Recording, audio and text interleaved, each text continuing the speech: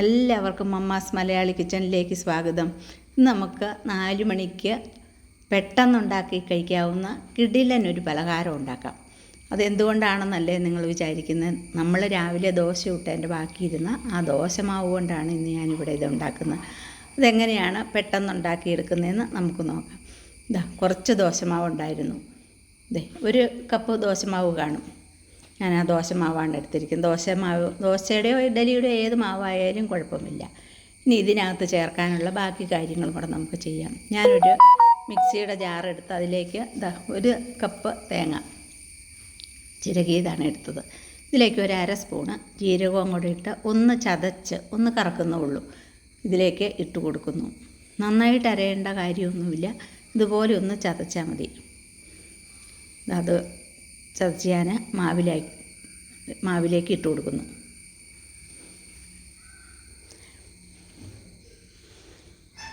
നമുക്ക് 4 മണിക്ക് പറഞ്ഞ നിമിഷം എടുക്കാവുന്ന ഒരു പലഹാരം. ഇനി അതിനകത്ത് ചേർക്കാൻ വേണ്ടി ഞാൻ ചെറിയ 2 പൂവമ്പഴമാണ് ഇതെടുത്തിരിക്കുന്നത്. ഇനി ഈ പൂവമ്പഴം കൂടെ അരച്ച് നമ്മുടെ മാവിനകത്ത് ചേർക്കാം. അത് ഞാൻ തൊലിയൊക്കെ കളഞ്ഞിട്ട് മിക്സിയുടെ ജാറിലിട്ട് ഒന്ന് അരച്ചെടുക്കുകയാണ്. പൂവമ്പഴത്തിന് പകരം പാളയംകോടനോ ഞാലിപ്പൂവിനോ ഏത് പഴമായാലും കുഴപ്പമില്ല. എൻ്റെ കയ്യിൽ പൂവമ്പഴമായിരുന്നു ഉണ്ടായിരുന്നത് കൊണ്ടാണ് ഞാനത് ചേർക്കുന്നത്. അതും കൂടെ അരച്ച് മാവിലേക്ക് ഒഴിച്ചു കൊടുക്കുന്നു. ഇത് പുളിക്കാനൊന്നും ഞാൻ വയ്ക്കുന്നില്ല, അന്നേരം തന്നെ ഞാനിത് തയ്യാറാക്കിയെടുക്കുകയാണ്. ഇനി എല്ലാം കൂടി ഒന്ന് നന്നായിട്ടും മിക്സ് ചെയ്യണം.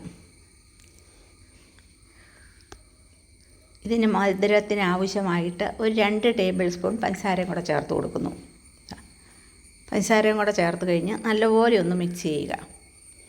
ആ മധുരം ഓരോരുത്തരുടെ ഇഷ്ടത്തിന് അനുസരിച്ച് പഞ്ചസാര ചേർക്കാം. മധുരം ഓരോരുത്തർക്കും പല വിധത്തിലാണല്ലോ, അതുകൊണ്ട് ഇനി ഒരു നുള്ളു ഉപ്പും കൂടെ ഞാൻ ഇട്ട് കൊടുക്കുന്നു, മധുരം ഒന്ന് ബാലൻസ് ചെയ്യാനായിട്ട്.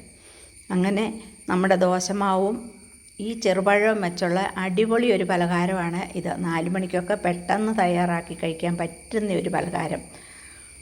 ഇനി ഞാനൊരു പ്ലേറ്റ് എടുത്ത് അതിൽ ലേശം എണ്ണ ഒഴിച്ച് ഒന്ന് തൂത്തതിന് ശേഷം നമുക്ക് ഇതിനകത്തൊഴിച്ച് വേവിച്ചെടുക്കാം. എണ്ണയ്ക്ക് പകരം നെയ്യ് തൂത്ത് കൊടുത്താലും മതി.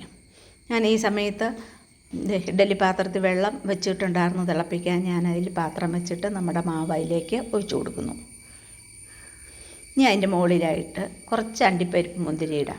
അതിനുശേഷം മൂടി വെച്ച് ഒരു 15 മിനിറ്റ് ഞാനിത് വേവിക്കാൻ വെക്കുന്നു.